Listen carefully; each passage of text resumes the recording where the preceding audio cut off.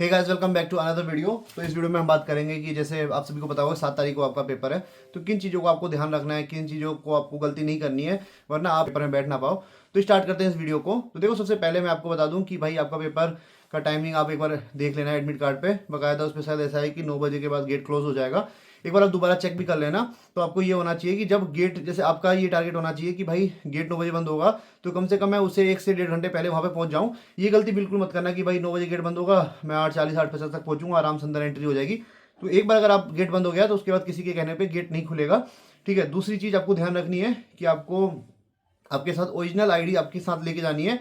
Hey guys, अगर आप भी तैयारी करें किसी भी गवर्नमेंट जॉब की तो PW have some batches for you. UPPSC a prelims batch वो आपको मिलेगा 2,999 रुपये का। आरआरबी जेई 2024 सीबीटी 2 बैच वो आपको मिलेगा 1,499 रुपये का। RRB JE 2024 CBT 2 crash course वो आपको मिलेगा 1,499 रुपये का। आरआरबी जेई 2025 सीबीटी 1 बैच वो आपको मिलेगा 999 रुपये का। SSC JE 2025 foundation batch D वो आपको मिलेगा 2,699 रुपये का। अशोका 2025 बैच बी वो आपको मिलेगा 3,299 रुपये का। कर्तव्य बैच सी वो आपको मिलेगा 3,999 रुपये का, जिसमें आपको मिलेगी 2 साल की वैलिडिटी। चाणक्य बैच सी एजी वीडी बैच वो आपको मिलेगा 2,399 रुपये का। चाणक्य बीएमसी जेई 2024 बैच वो आपको मिलेगा 1,299 रुपये का।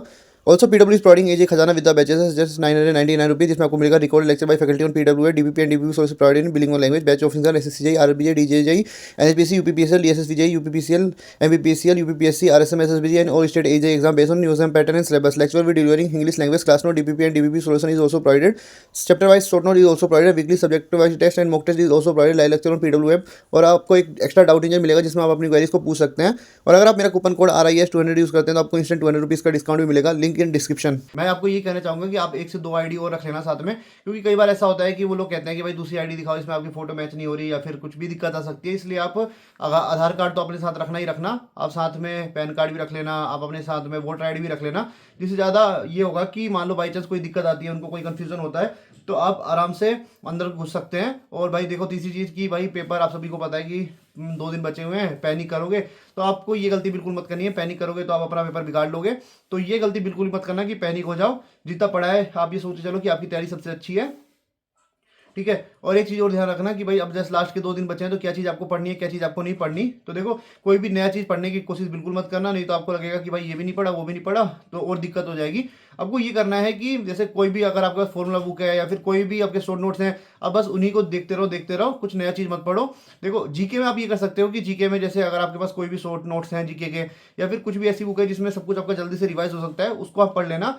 देखो, जीके में आप कुछ भी जैसे वो नई बुक से पढ़ रहे हो, तो आप ये मत सोचना कि भाई इससे मैंने लास्ट बार नहीं पढ़ा है तो ऐसी दिक्कत हो जाएगी। जीके में ऐसा होता है कि क्या पता लास्ट मोमेंट पे भी आपने कुछ देखा हो, वो अगर पेपर में फंस जाए तो आप उसको कर सकते हो। टेक्निकल में वैसा नहीं बोलूंगा, टेक्निकल में कुछ भी नया मत देखना। ठीक है। जीके में जो मैं एक PDF में डाल भी दूंगा, अपने टेलीग्राम चैनल पे डाली भी है, दोबारा डाल दूंगा। उसमें क्या है कि शॉर्ट नोट्स दिए हुए हैं 20-30 पेज के हैं, उसको आप डायरेक्ट जल्दी जल्दी देख लेना। और मतलब जैसे आज और एक कल 2 दिन का टाइम बचा है आपके पास, तो मैं कहूँगा कि आज जितने भी पूरे दिन में आप केवल फॉर्मुलेस रिवाइज कर लो, जितने भी सब्जेक्ट है सबके फॉर्मुलेस देख लो। और कल आप टेक्निकल बिल्कुल मत देखना। कल आप जीके में जो मैं PDF डालूंगा उसको ऊपर से देखते चलना, 26 पेज का कवर कर लेना। ठीक है। और ये टेलीग्राम पे आपको मैं डाल दूंगा, तो जो भी टेलीग्राम पे नहीं जुड़े हुए हैं, टेलीग्राम पे जुड़ जाना, मेरे चैनल पे मैं डाल दूंगा। तो और उसका लिंक आपको डिस्क्रिप्शन में मिल जाएगा, उसकी आप टेंशन मत लो। ठीक है। और इसके अलावा भी अगर आपकी कोई डाउट हो तो आप मेरे को कमेंट में बताना, मैं आपका और भी डाउट क्लियर कर दूंगा। बेसिकली यही कहना चाहता हूँ कि आप टाइम पे एग्जाम सेंटर में पहुंच जाना। ठीक है। आईडीज आपके पास होनी चाहिए और बिल्कुल मत घबराना, किसी भी नेगेटिव लोगों से दूर रहना, क्योंकि अब काफ़ी लोग आपको मिलेंगे जिसकी तैयारी नहीं हुई होगी, वो आपको डिमोटिवेट करना चाहेंगे। वो सोचेंगे कि भाई मेरा तो बिगड़ ही रहा है, इसका भी बिगाड़ दूँ, तो ऐसे लोगों से दूर रहना।